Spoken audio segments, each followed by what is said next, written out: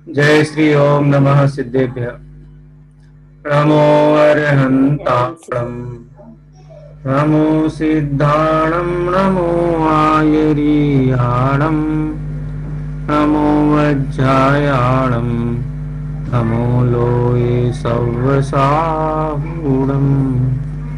मंगलमय मंगलकरण वीतराग विज्ञान नमो ताहि जाते भये अरहंतादिमान करि मंगल करि होम ग्रंथ करन के काज याते मिले समाज सब पावे निज पद राज। इस भव तरु का मूल एक जानहु मिथ्या भाव ताको करि निर्मूल अब करिए मोक्ष उपाय।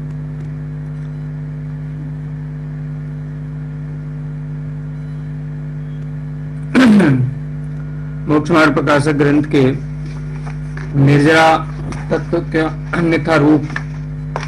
निर्जरा तत्व तो यथार्थ है, लेकिन ये जो व्यवहाराभासी जीव है वो निर्जरा तत्व के संबंध में आगम में पढ़ करके कैसा अवधारण करता है, कैसा मानता है, उसकी चर्चा निर्जरा तत्व के अन्यथा रूप में यहाँ प्रस्तुत की गई है। कल हमने इसके अनेक बिंदुओं के ऊपर चर्चा की थी और यहाँ तक अपना विषय हुआ था कि बहुत शुद्धता होने पर शुद्धोपयोग परिणति होती है, वहां तो निर्जरा ही है, बंध नहीं है। और अल्प शुद्धता रहने पर शुभोपयोग का भी अंश रहता है, इसलिए जितनी शुद्धता हुई उससे तो निर्जरा है और जितना शुभ भाव है उससे बंध है। ऐसा मिश्र भाव युगपद होता है, वहां बंध और निर्जरा दोनों होते हैं। और पहले भी हम पढ़ ही चुके हैं इस बारे में पुरुषार्थ सिद्धि उपाय ग्रंथ में, इसलिए हम इसके मर्म को, इसकी गहराई को हम सभी समझते हैं कि यहाँ पर क्या पंडित टोडरमल जी कहना चाहते हैं। अब यहाँ प्रश्नकार का प्रश्न है, बहुत मार्मिक प्रश्न है और ये प्रश्न समाज में बहुत चर्चित होता है। जब भी ये चर्चा होती है कि आप पुण्य को हे कहते हो, पुण्य से पाप की निर्जरा होती है, शुभ भाव से अशुभ भाव की निर्जरा होती है, तो ऐसा कहना चाहिए कि शुभ भाव होने से पाप भाव की निर्जरा होती है, शुभ भाव होने से अशुभ भाव की निर्जरा होती है। इस प्रकार से क्यों नहीं कहते हो? और शुद्ध भाव से शुभ अशुभ रूप दोनों ही पुण्य पाप की निर्जरा होती है। तो इस प्रकार से शास्त्र में कथन किया जाना चाहिए, उसके संबंध में यहाँ से आज हम पढ़ना प्रारंभ करेंगे। आप में से जो भी वाचन करना चाहें वाचन प्रारंभ करेंगे अपन। कौन पढ़ेगा आज? ममता जी, सराफ, सागरिका जी, बोलो। हाँ, तो ममता जी पढ़िए आप, आपका माइक। हाँ सर। हाँ, तो पढ़िए। यहाँ कोई कहे कि तो भावों से पाप की निर्जरा होती है, पुण्य का बंध होता है, परंतु शुद्ध भावों से दोनों की निर्जरा होती है, ऐसा क्यों नहीं कहते? उत्तर: मोक्ष मार्ग में किसी का तो घटना सभी प्रकृतियों का होता है, वहाँ पुण्य पाप का विशेष है ही नहीं। और अनुभाग का घटना पुण्य प्रकृतियों में शुद्धोपयोग से भी नहीं होता। ऊपर ऊपर पुण्य प्रकृतियों के अनुभाग का तीव्र बंध उदय होता है और पाप प्रकृतियों के परमाणु पलटकर सुख प्रकृति रूप होते हैं। ऐसा संक्रमण सुख तथा शुद्ध दोनों भाव होने पर होता है, इसलिए पूर्वोक्त नियम संभव नहीं है। विशुद्धता ही के अनुसार नियम संभव है। देखो, चतुर्थ गुण स्थान वाला शास्त्राभ्यास आत्मचिंतन आदि कार्य करे, वहां भी निर्जरा नहीं, बंध भी बहुत होता है। और पंचम गुण स्थान वाला विषय सेवनादि कार्य करे, वहां भी उसके गुण श्रेणी निर्जरा होती रहती है, बंध भी थोड़ा होता है। तथा पंचम गुण स्थान वाला उपवास आदि या प्रायश्चित आदि तप करे, उस काल में भी उसकी निर्जरा थोड़ी होती है। और छठवें गुण स्थान वाला आहार विहार आदि क्रिया करे, उस काल में भी उसके निर्जरा बहुत होती है तथा बंध उससे भी थोड़ा होता है। ठीक है। हाँ, बस यहाँ पर पंडित साहब ये कहते हैं कि शुभ भाव से पाप की निर्जरा नहीं होती है। क्या होता है कि पाप का की जो स्थिति है उसकी स्थिति में अपकर्षण होता है, निर्जरा तो वहां भी नहीं होती है। और जो अनुभाग है, अनुभाग के संबंध में यदि विचार किया जाए तो अशुभ प्रकृतियां, पाप प्रकृतियां पुण्य रूप संक्रमित होती हैं। साता वेदनी रूप संक्रमित हो सकता है। ठीक है, सुस्वर दुस्वर सुस्वर रूप हो सकता है। तो इस प्रकार से आवाज आ रही है? आ रही है। हाँ, तो इस प्रकार से शुभ भाव से निर्जरा नहीं होती है। शुद्ध भाव के काल में दोनों ही प्रकार की जो प्रकृतियां हैं उनकी निर्जरा होती है। अब अपकर्षण को निर्जरा कैसे कहें, स्थिति की हीनता को निर्जरा कैसे कहें? कर्म तो बना ही हुआ है। अनुभाग के अपकर्षण को या संक्रमण को, शुभ प्रकृतियों के उत्कर्षण को निर्जरा कैसे कहा जाए? आया ना ख्याल में? यानी कर्म प्रकृतियों में शुभ भावों का निमित्त पाकर के जो अशुभ कर्म है या पाप कर्म है उसकी स्थिति में हीनता और संक्रमण, ये दोनों अनुभाग में संक्रमण देखे जाते हैं। लेकिन निर्जरा तो वहां नहीं होती है, इसलिए निर्जरा तो शुद्धोपयोग पूर्वक ही मानी जाएगी। कहा ना, मोक्ष मार्ग में स्थिति का तो घटना सभी प्रकृतियों का होता है, और किस काल में होता है? चतुर्थ गुण स्थानवर्ती जीव युद्धादि के लिए भी लगा हुआ है, उस समय भी स्थितियों का पाप प्रकृति की स्थितियां घट रही हैं। और पाप की क्यों घट रही हैं? शेष कर्मों की स्थितियों में भी हीनता होती है। अरे सम्यक दर्शन होने के पहले ही जीव जब प्रायोगिक लब्धि तक पहुंचता है तब तक तो 70 कोड़ा कोड़ी का दर्शन मोहनी भी अंतः कोड़ा कोड़ी रह जाता है। तो कहने का मतलब यह है कि कर्मों की में उत्कर्षण अपकर्षण, स्थिति में बढ़ना कम होना, ये सामान्य घटना है, इसको निर्जरा नाम नहीं दिया जा सकता है। अनुभाग का घटना पुण्य प्रकृतियों में शुद्धोपयोग से भी नहीं होता है। अब शुद्धोपयोग हुआ तो उससे पाप प्रकृतियां शुभ रूप नहीं होंगी, पुण्य रूप नहीं होंगी, वो तो शुभ भाव के निमित्तिक बनाई उसका है। शुद्ध भाव किसी भी प्रकृति को कहना चाहिए ना, इस प्रकार से उसमें फेरफार नहीं होता है। ऊपर पुण्य प्रकृतियों के अनुभाग का तीव्र बंध उदय है और पाप प्रकृतियों के परमाणु पलटकर शुभ प्रकृति रूप होते हैं। ऐसा संक्रमण शुभ तथा शुद्ध दोनों भाव होने पर होता है। इसलिए पूर्वोक्त नियम संभव नहीं है कि शुभ भावों से पाप की निर्जरा होती है। विशुद्धता ही के अनुसार ये नियम संभव है। ठीक है, शुभ भाव से पाप प्रकृतियों की स्थिति कम होती है, उनका अनुभाग कम होता है। पुण्य प्रकृतियों की स्थिति तो सबकी कम होती है। ज्ञानी जीव एक बार हो गया तो कर्मों की स्थिति बहुत लंबी नहीं होती है। वो बहुत लंबी स्थितियों के कर्म है, उनमें भी स्थिति में हीनता ही होती है, वो बढ़ती नहीं है। हाँ, अनुभाग में जरूर होता है कि पुण्य प्रकृतियों का अनुभाग बढ़ता है, पाप प्रकृतियों का अनुभाग घटता है। तो कोई इसका शुभ भाव से ही निमित्तिकपना अकेला नहीं देखना चाहिए। ठीक है, अब यहाँ देखो क्या कहते हैं, मतलब ये बात इसलिए कही पंडित साहब ने कि ये शुभ योग को का पोषण करना चाहता है कि पुण्य करो, शुभ भाव करो, शुभ भाव और पुण्य से निर्जरा होगी, इस प्रकार से पोषण किया जाता है। लेकिन उसका नियम इससे नहीं है, नियम है कसाय के अभाव से।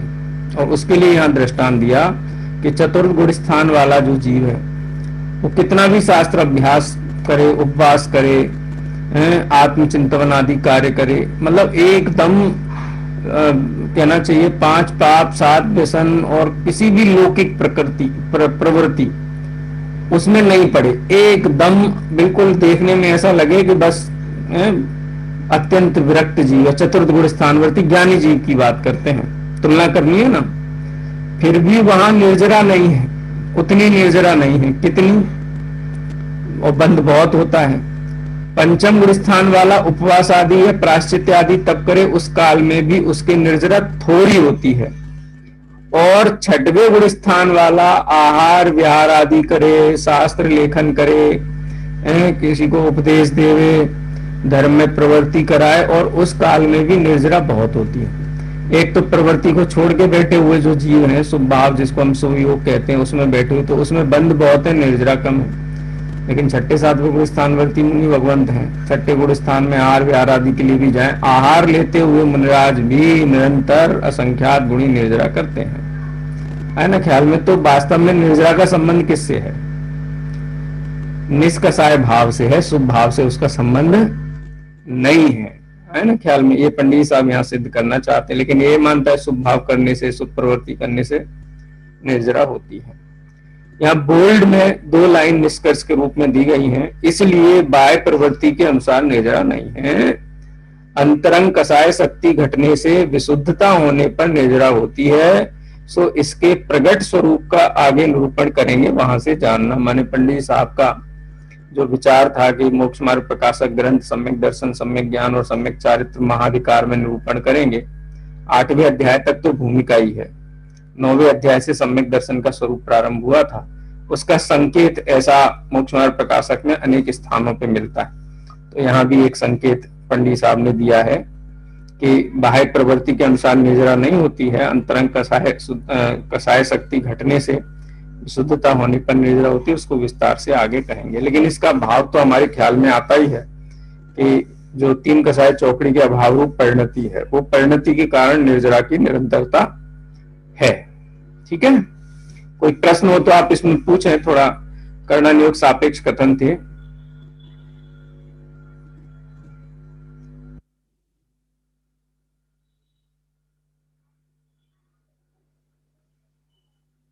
सर ये है अनुभाग का घटना पुण्य प्रकृतियों में शुद्धोपयोग से भी नहीं होता। शुद्धोपयोग से भी नहीं होता का मतलब ये है कि ऐसा काम तो निरंतर प्रकृतियों में चलता ही रहता है, आप किसी को नियामक कारण नहीं बना सकते उसमें, ये कहने का मतलब है। देखो इतना विशेष जानना चाहिए, शुद्धोपयोग, शुभोपयोग और अशुभोपयोग, ये तीनों उपयोग चलते रहते हैं जीव को। और कर्म प्रकृतियों में उत्कर्षण अपकर्षण प्रति हर समय होता है। जैसे बंध प्रति समय होता है, आश्रव प्रति समय होता है, ऐसे ही हर समय कर्म अपनी स्थिति को और अनुभाग को शिफ्ट करते रहते हैं, बराबर शिफ्ट करते रहते हैं। इसलिए कोई एक नियम नहीं है कि इस भाव के कारण ही उनमें इस प्रकार की हो रही, माने निर्जरा नहीं है वो, कहने का मतलब ये है। अनुभाग का घटना पुण्य प्रकृतियों में शुद्धोपयोग से भी नहीं होता।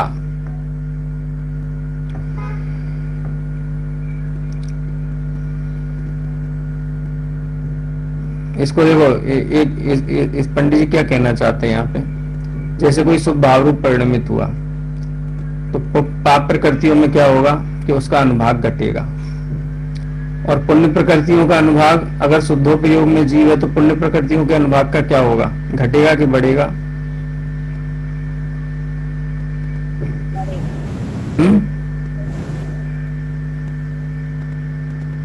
शुद्धोपयोग में कुछ फर्क नहीं पड़ेगा। पुण्य प्रकृतियों का अनुभाग घटता नहीं है, यहाँ घटने की तरफ इशारा किया, घटता नहीं है। माने ऐसा है ना, शुभ भाव से अशुभ भाव की अनुभाग घटता है, तो शुद्ध भाव से शुभ पुण्य प्रकृतियों का अनुभाग घटना चाहिए। तो शुद्धोपयोग से पुण्य प्रकृतियों के अनुभाग का घटना नहीं होता है ना ख्याल में। निर्जरा तो होती है, निर्जरा का तो कारण है, लेकिन उनमें उत्कर्षण अपकर्षण आदि तो निरंतर होते ही रहते हैं। और जो पुण्य प्रकृतियां हैं उनके अनुभाग की तरफ देखा जाए तो शुद्धोपयोग से अनुभाग उनका घटता नहीं है। तो शुभ योग रहता है, मन वचन काया की शुभ प्रवृत्ति रहती है, पुण्य प्रकृतियों का अनुभाग बढ़ता है परिणामों के कारण। अब देखो यहाँ जो हाईलाइटेड पॉइंट है वो ये है, जैसे शुभ भाव से पाप प्रकृतियों का अनुभाग घटता है, क्या वैसे शुद्धोपयोग से पुण्य प्रकृतियों का अनुभाग घटता है? तो उसका कोई ऐसा नियम नहीं है, उससे नहीं घटता है। कहना क्या चाहते हैं प्रकृतियों में सत्ता में पड़े हुए पाप पुण्य आदि सभी प्रकृतियों का अनुभाग घटना बढ़ना सबको होता है। एक इंद्रिय को भी होता है, 2 इंद्रिय को भी होता है, 3 इंद्रिय को भी, तो 4 इंद्रिय को भी होता है। तो अनुभाग घटने बढ़ने का कोई हाईलाइट करने की वाली चीज नहीं है, वो तो सभी जीवों को होता ही है। मैंने शुभ भाव किया इसलिए कर्मों में हुआ, ऐसा कुछ उसका नियामक संबंध नहीं। और जैसे शुभोपयोग से पाप प्रकृतियों का अनुभाग घटता है, क्या शुद्धोपयोग से पुण्य प्रकृतियों का अनुभाग घटता है? तो ऐसा भी नहीं है। उसी को यहाँ पे हाईलाइट किया इस सेंटेंस में। और जबकि उल्टा है, उल्टा कैसा है कि आगे आगे आगे आगे का मतलब आगे के गुण स्थान में, चौथे गुण स्थान में की तुलना में 5वें गुण स्थान में पुण्य प्रकृतियों का बंध और अनुभाग अधिक होता है।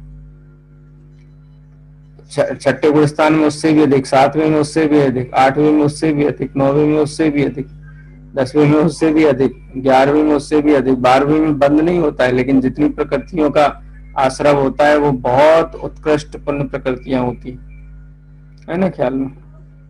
इस प्रकार से यहाँ कहना चाहते हैं, पाप प्रकृतियों के परमाणु पलटकर शुभ प्रकृति रूप होते हैं। ऐसा संक्रमण शुभ तथा शुद्ध दोनों भाव होने पर होता है। इसलिए पूर्वोक्त नियम संभव नहीं है कि शुभ भावों से पाप की निर्जरा होती है, पुण्य का बंध होता है, और शुद्ध भाव से दोनों की निर्जरा होती है। शुद्ध भाव से पुण्य प्रकृतियों की निर्जरा क्या बोलते हैं, निर्जरा होती है, ऐसा कहना कर्णन युक्त के अनुसार युक्ति युक्त नहीं है। ये बात ख्याल में आई कि नहीं आई?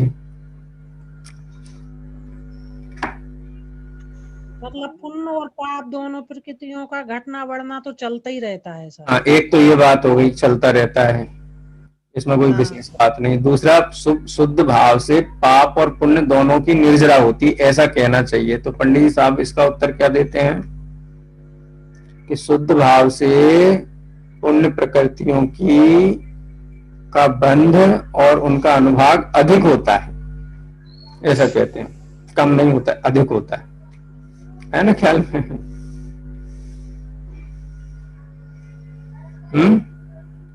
कर्णन योग का नियम तो यही है ना।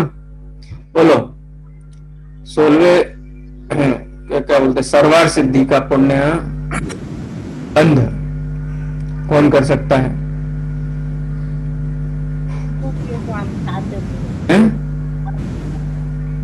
उत्तम श्रेष्ठ मानने वाला जीव। तो शुद्धोपयोग के काल में तो तीव्र बंध हुआ पुण्य का, और बहुत भारी अनुभाग के साथ में हुआ। तो आप ऐसा कैसे कह सकते हो शुद्ध भाव से पुण्य की निर्जरा होती है? कर्णन योग से नियम नहीं ठहरता है। ठीक है सर, आवाज क्लियर नहीं आ रही। उसे ही नहीं आ रही क्या? अभी डिस्टर्ब हो रही है? अभी नहीं आ रही है, बहुत अच्छी आ रही नहीं, है। आवाज तो आ रही है लेकिन थोड़ी भर्राई हुई आ रही है। अच्छा, आवाज बढ़ रही आ रही है, थोड़ा है आज, थोड़ा डिस्टर्बेंस जैसा तो मुझे भी लग रहा है। ठीक है, ये बात यहाँ पे विराम अब इस पे लेते हैं। माने शुद्धोपयोग निर्जरा में कारण है, लेकिन किसी कर्म विशेष की निर्जरा में कारण है, ऐसा नहीं कहा जा सकता है। उसका समाधान पंडित साहब ने इन पंक्तियों में किया है। शुभ भाव निर्जरा का कारण नहीं है, शुद्ध भाव निर्जरा का कारण है, लेकिन वो सामान्य अपेक्षा है। सामान्य अपेक्षा है माने स्थिति बहुत नहीं होगी। अनुभाग पाप प्रकृतियों का नहीं होगा, लेकिन पुण्य प्रकृतियों का अनुभाग तो अधिक अधिक होगा। तीर्थंकर भगवान 13वें गुरु स्थान में होते, प्रति समय उत्कृष्ट पुण्य का बंध होता है उनको, प्रति समय। परिणामों से नहीं, वो परिणाम तो है नहीं, शुभ राग परिणाम है ही नहीं उनको, तो योग है, योग के कारण होता है। शुभ योग है, अत्यंत शुभ योग के कारण शुभ शुभ प्रकृतियों का आगमन होता है। इसलिए इस लालच में नहीं पड़ना। हाँ जी, पंडित जी साहब एक कह रहे हैं कि उत्कर्षण अपकर्षण संक्रमण होगा, पर ये जरूरी नहीं है कि निर्जरा हो। उत्कर्षण अपकर्षण और संक्रमण यही होगा, यही हाँ, बोल रहे हैं। बरोबर है, ये भी बोल रहे हैं। लेकिन एक बात और कह रहे हैं यहाँ पर, शुद्ध भाव से निर्जरा होती है, ये एक सामान्य कथन है। अच्छा कर्मों की नहीं स्थिति है। बहुत नहीं होगी शुद्धोपयोगी जीव को, या जो सम्यक दृष्टि जीव हैं, सम्यक दर्शन ज्ञान चारित्र वाले जीव हैं, उनको स्थिति बहुत नहीं होगी। पाप प्रकृतियों का बहुत नहीं होगा, लेकिन पुण्य प्रकृतियों का तो है हाँ क्या होगा, पुण्य बुद्धि प्रकृति का अनुवाद उसका बंध अधिक होगा हाँ और उसका तीव्र अनुभाग होगा। हाँ हाँ जैसे तीर्थंकर को घातिया कर्मों का तो बंद होता ही पाप नहीं, का पुण्य रूप में घातिया बंध सर्व होता पाप है। रूप है, तो उनका तो बंद होता ही नहीं है। और अघातिया में भी जितने पाप प्रकृतियां हैं अथवा हीन पुण्य वाली प्रकृतियां हैं, हीन पुण्य पाप जैसा ही समझो, उसका भी बंध नहीं होता है। तो बंध तो नहीं कहेंगे, आश्रम नहीं होता है। और जो भी प्रकृतियां आती हैं उनका अनुभाग बहुत बहुत बहुत बहुत ज्यादा होता है। कि इतना अनुभाग नहीं हो तो तीनों लोकों में इतनी जो ख्याति होती है, जय जयकार होती है, असंख्यात देवी देव जो सेवा में उपस्थित होते हैं, समोसरण ये सब रचनाएं होती हैं, तो ये तो पुण्य के उदय से ही होती है ना। वहां रंच मात्र भी पाप का हो बंध जाती नहीं। तो उत्कृष्ट यथाख्यात चारित्र के जीव को भी पुण्य प्रकृतियों का आना और उनका अनुभाग अधिक होना, ये प्रक्रिया चलती है। इसलिए जो निर्जरा है वो शुभ भाव से नहीं होती है, ये सिद्ध हुआ यहाँ पे।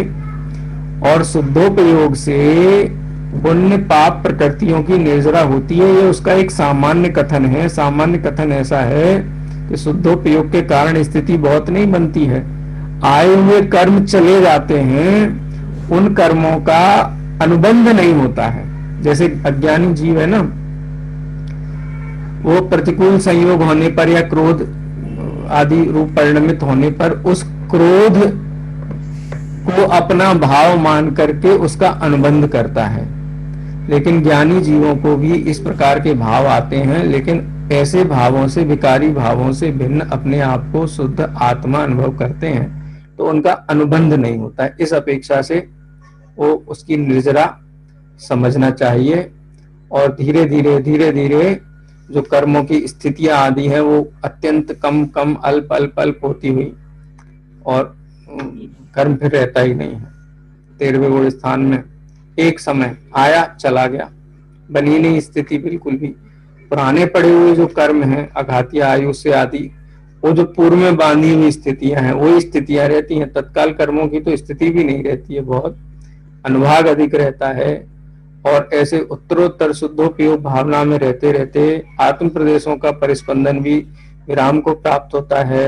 भगवान योग निरोध कर लेते हैं और वो आश्रव की प्रक्रिया भी समाप्त हो जाती है, और सभी कर्मों को खिरा करके और मोक्ष चले जाते हैं। ठीक है, तो यहाँ जो बाह्य क्रिया के कारण किसी भी प्रकार से निर्जरा होती है, इसका यहाँ पे निराकरण किया, समाधान किया है। चलिए आगे पढ़ेंगे। अभी लता तड़िया जी पढ़िए।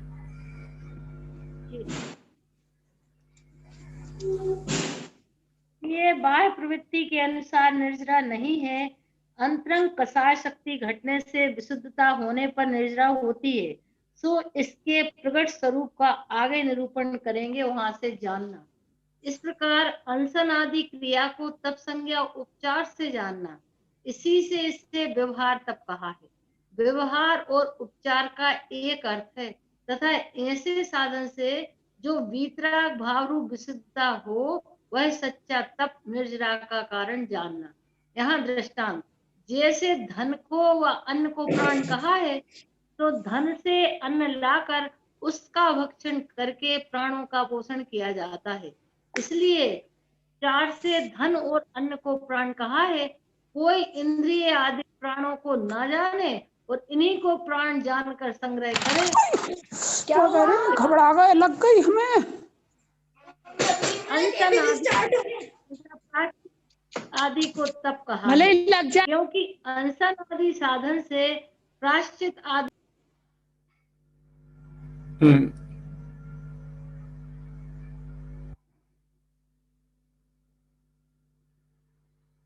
हाँ लता जी अनम्यूट करिए, शायद म्यूट है आप।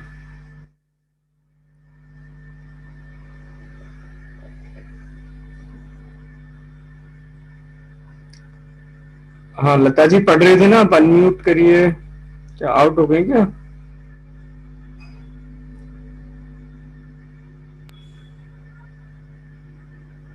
वीतराग भाव रूप तप को ना जाने और इन्हीं को तब जानकर संग्रह करे तो संसार में ही भ्रमण करेगा।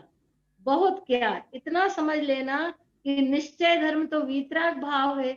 अन्य नाना विशेष बाह्य साधन की अपेक्षा उपचार से किए हैं, उनको व्यवहार मात्र धर्म संज्ञा जानना। इस रहस्य को नहीं जानता, इसीलिए इसके निर्जरा का भी सच्चा श्रद्धान नहीं है। आगे पढ़ें क्या भैया? हाँ, एक सेकेंड। तो बाह्य तप को उपचार या व्यवहार से तप कहा है। जैसे अन्न को उदाहरण दिया पंडित साहब ने, धन ही प्राण है। क्यों धन ही प्राण है? क्योंकि धन होगा तो पांचों इंद्रिय के सहित जो ये देह है उस देह का पोषण होगा, ठीक है ना, जिनको व्यवहार प्राण कहा गया है। 5 इंद्रिय, 3 काय और श्वासोच्छ्वास और आयुष्य, ये बने रहेंगे तो जीवन रहेगा। तो इसके पोषण के लिए धन चाहिए, धन से अन्न आएगा, अन्न से इनको पोषण मिलेगा। तो उपचार से पानी ही जीवन है, जल ही जीवन है, हवा ही जीवन है, अन्न ही जीवन है। तो ये उसको क्यों दिया गया है? क्योंकि वो ये देह के पोषक होने से, वास्तव में प्राण तो 5 इंद्रिय मन वचन काय श्वासोच्छ्वास और आयुष्य को कहा गया है, वो भी व्यवहार प्राण कहा गया है। चेतन प्राण निश्चय प्राण है, लेकिन असमान जाति पर्याय को टिकाने के लिए इन वस्तुओं की आवश्यकता होती है। तो इन वस्तुओं में भी जैसे प्राण का उपचार किया जाता है, वैसे ही बाह्य अनशन आदि में तप का उपचार किया गया है। वो होते तो हैं, ऐसा नहीं होते हैं। कोई तप आदि का निषेध करे कि मोक्ष मार्ग में अनशन आदि नहीं होते, तो निषेध नहीं किया जा सकता। अगर तप आदि का निषेध करोगे आगम को पढ़ करके, तो फिर अन्न का भी निषेध करो, अन्न नहीं लेना है, क्योंकि अन्न को भी उपचार से प्राण कहा है। तो जिस प्रकार अन्न का सेवन किया जाता है, उसी प्रकार मोक्ष मार्ग में जो ज्ञानी जन हैं वो अनशन आदि तप का भी सेवन करते हैं, ऐसा कथन है, और वो उपचार से तप कहा गया है। लेकिन मन वचन काय की क्रिया को तप मानते नहीं है, ठीक है। इस प्रकार से निर्जरा तत्व के संबंध में समझना चाहिए कि जो निष्कषाय भाव है, वीतराग भाव है, वही निश्चय धर्म है, वही संवर निर्जरा का कारण है, और उसके सहचारी होने से अनशन आदि को भी तप संज्ञा है। यथार्थ में मात्र तप आदि का ही संग्रह करे, निश्चय धर्म को न जाने, निष्कषाय रूप परिणमित ना हो, तो उसको निर्जरा हो ही नहीं सकती है। जो अन्यथा रूप है, मोक्ष तत्व का अन्यथा रूप श्रद्धान है, उसका विश्लेषण है। हाँ, चलिए कौन पढ़ेगा? शिरोमणि जी पढ़िए, आप पढ़िए।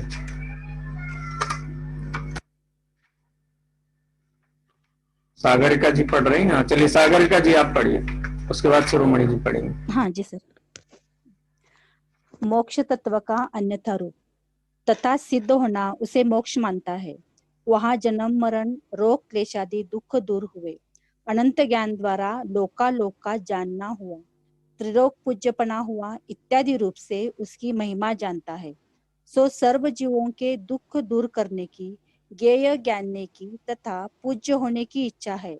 यदि इन्हीं के अर्थ मोक्ष की इच्छा की, तो इसके अन्य जीवों के श्रद्धान से क्या विशेषता हुई? तथा इसके ऐसे भी अभिप्राय है कि स्वर्ग में सुख है, उसे अनंत गुना सुख मोक्ष में है। सो इस गुणाकार में वह स्वर्ग मोक्ष सुख की एक जाति जानता है। वहां स्वर्ग में तो विषयाधिक सामग्री जनित सुख होता है, उसकी जाति इसे भासित होती है, परंतु मोक्ष में विषयाधिक सामग्री है नहीं।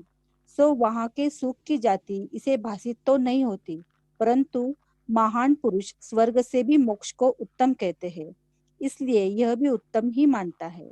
जैसे कोई गायन का स्वरूप न पहचाने, परंतु सभा के सर्व लोग सराहना करते हैं, इसलिए आप भी सराहना करता है, उसी प्रकार यह मोक्ष को उत्तम मानता है।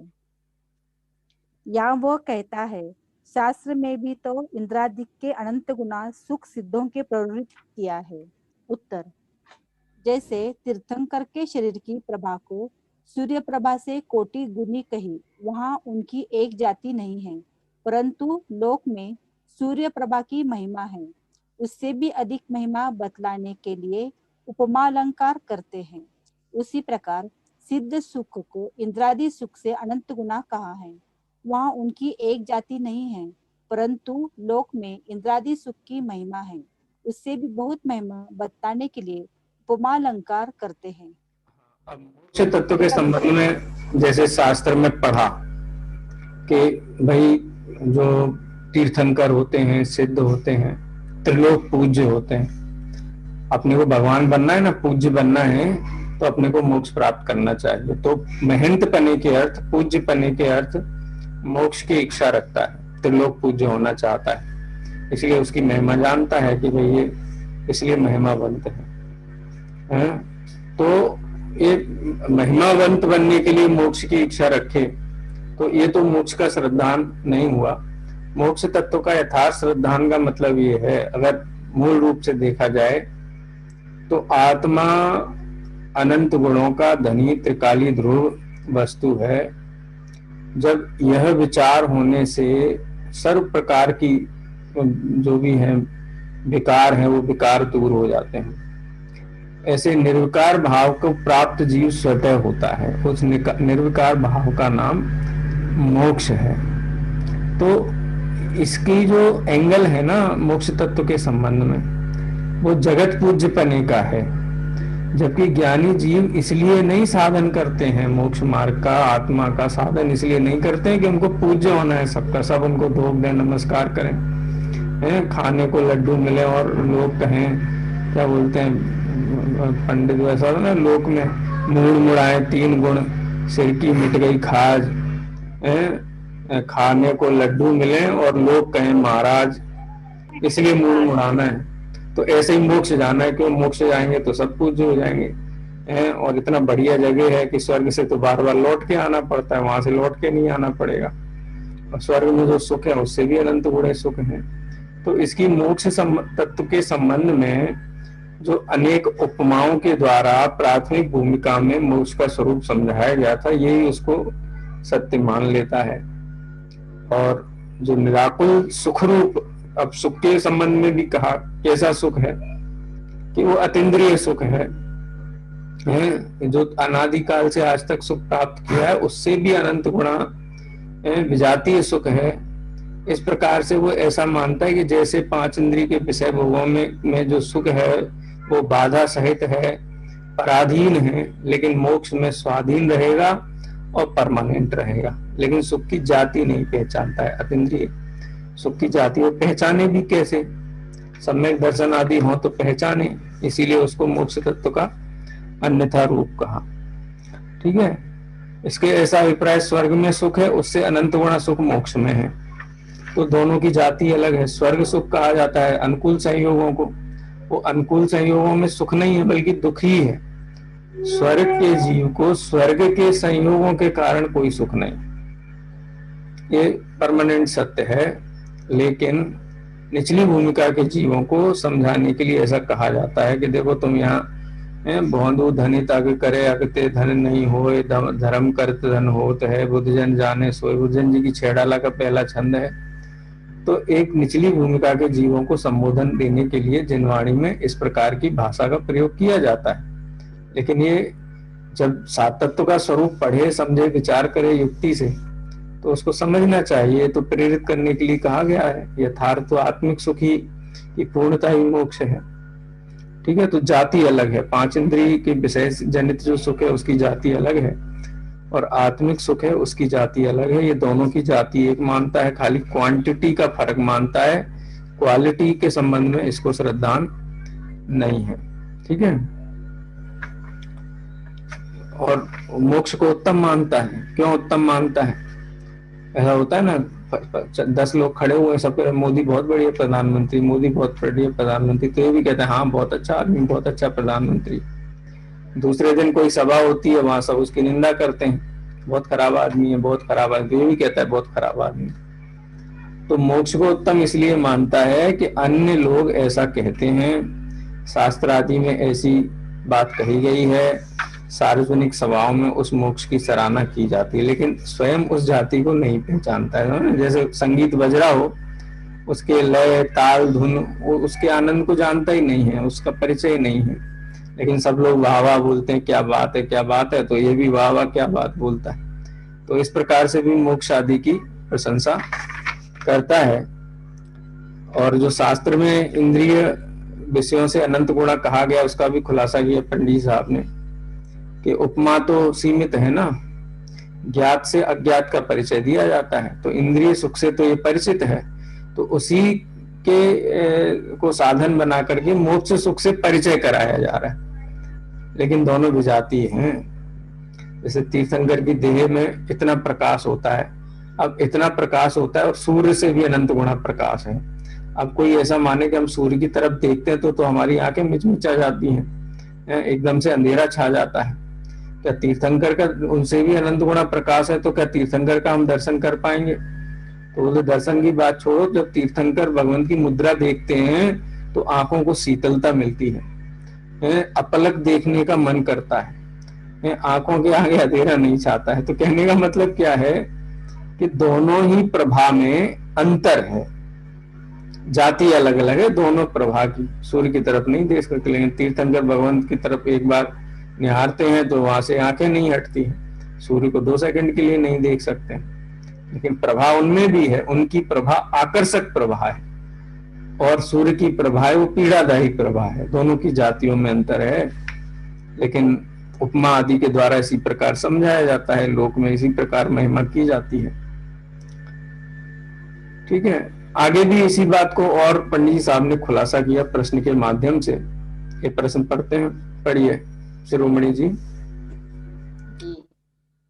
फिर प्रश्न है कि वह सिद्ध सुख और इंद्रादि सुख की एक जाति जानता है, ऐसा निश्चय तुमने कैसे किया? समाधान, जिस धर्म साधन का फल स्वर्ग मानता है उस धर्म साधन ही का फल मोक्ष मानता है।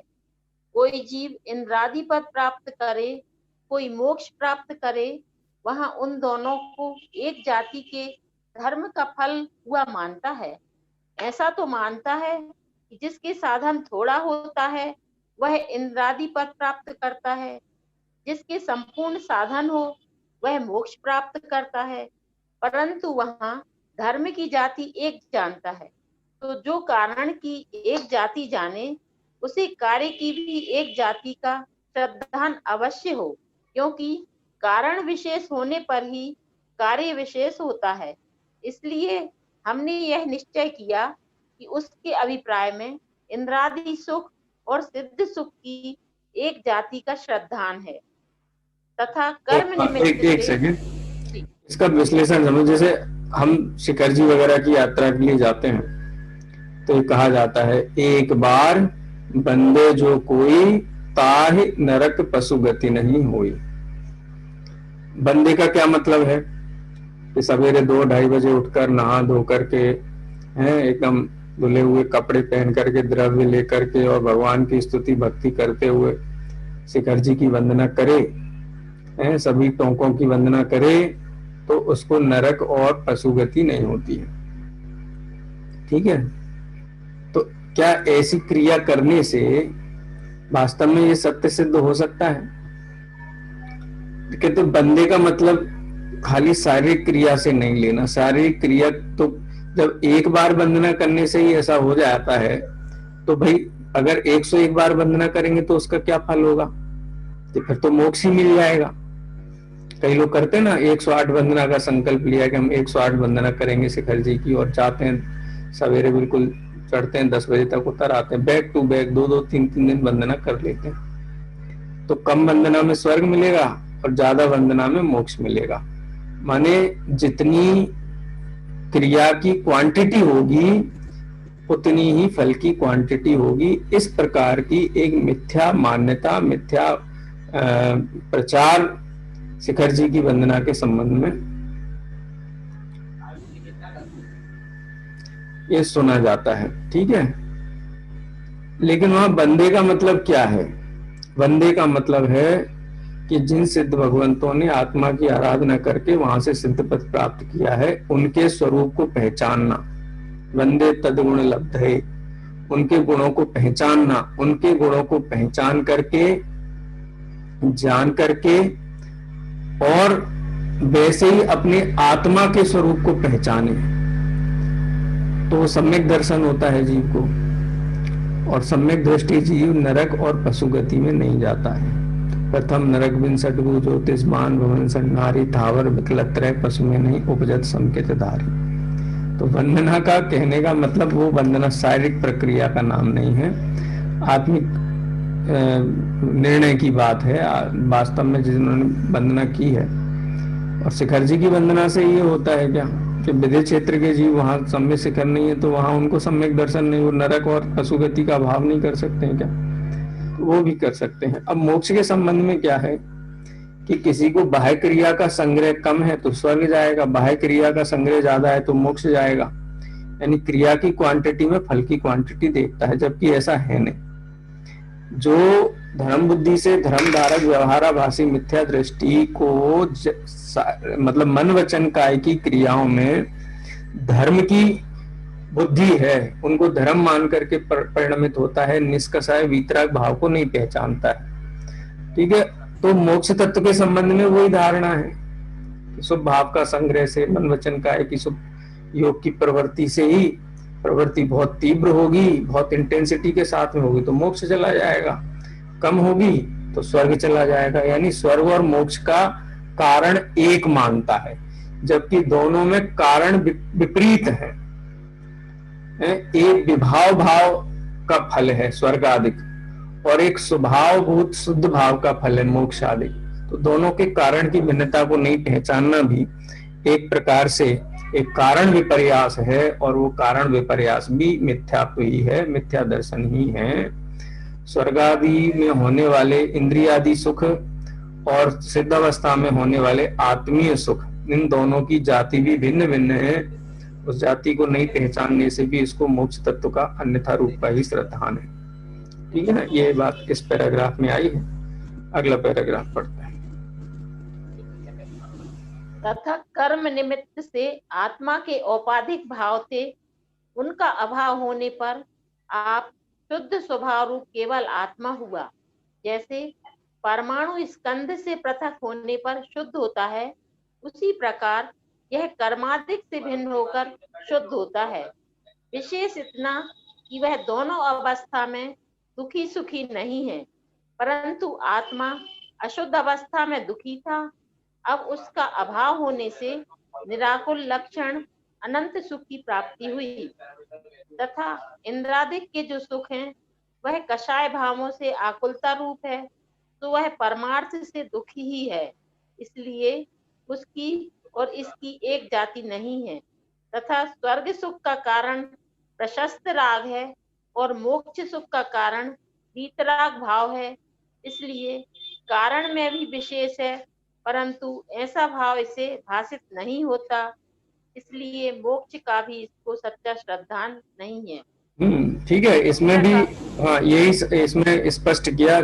जैसे औपाधिक भाव है, कर्म के निमित्त से होने वाले जो औपाधिक भाव हैं, ठीक है, अब वो औपाधिक भाव नहीं है क्योंकि मोक्ष में कर्म आदि का निमित्त नहीं है, तो औपाधिक भाव नहीं होने से वीतराग भाव है। जबकि स्वर्ग आदि में क्या है, वहां पे निरंतर कर्म के निमित्त से होने वाले औपाधिक भाव हैं और उनके कारण पराधीनता है, और उनको भले ही स्वर्ग सुख कहा जाता हो लेकिन है तो वो दुख ही है। त्रियंच नरक की जो प्रतिकूलता है, उस प्रतिकूलता की तुलना में उसको सुख शब्द कहा जाता है, लेकिन तात्विक दृष्टि से तो वो सुख है ही नहीं, वो तो दुख ही है, पराधीनता ही है, आकुलतामयी है। विषय चार दावा अनल दयो वो वाला दुख है वहां पर। तो इस प्रकार से ये मोक्ष के कारण स्वर्ग के कारण दोनों की जाति एक मानता है। स्वर्ग के सुख मोक्ष के सुख दोनों की जाति एक मानता है। तो कारण भी की जाति और फल की जाति, शुभ भाव और शुद्ध भाव, ऐसे दोनों को भिन्न भिन्न नहीं पहचानता है। यही इसकी मोक्ष तत्व के संबंध में भूल है। इन्हीं दो बिंदुओं के आधार पर ये पूरी तुलना यहाँ पर पंडित साहब ने इसकी कल्पना और मोक्ष तत्व के यथार्थ स्वरूप के बीच में की है। ठीक है, आगे अब इसका निष्कर्षात्मक 2 पैराग्राफ हैं। सात तत्व संबंध की जो अन्यथा रूप ये मानता है, यानी सम्यक दर्शन वाली जो बात है वो यहाँ पे ब्राह्म को प्राप्त होगी। हाँ पढ़िए, आगे पढ़िए, आयुषी जी पढ़िए।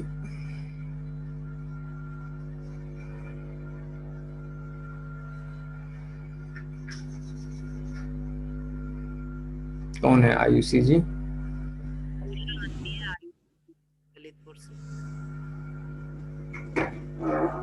आवाज नहीं पहुंच रही मेरी। कोई और पढ़ चले। आराधना दीदी आप पढ़िए, नहीं तो पढ़ रहे हैं क्या? हाँ पढ़िए, लास्ट के 2 पैराग्राफ और हैं।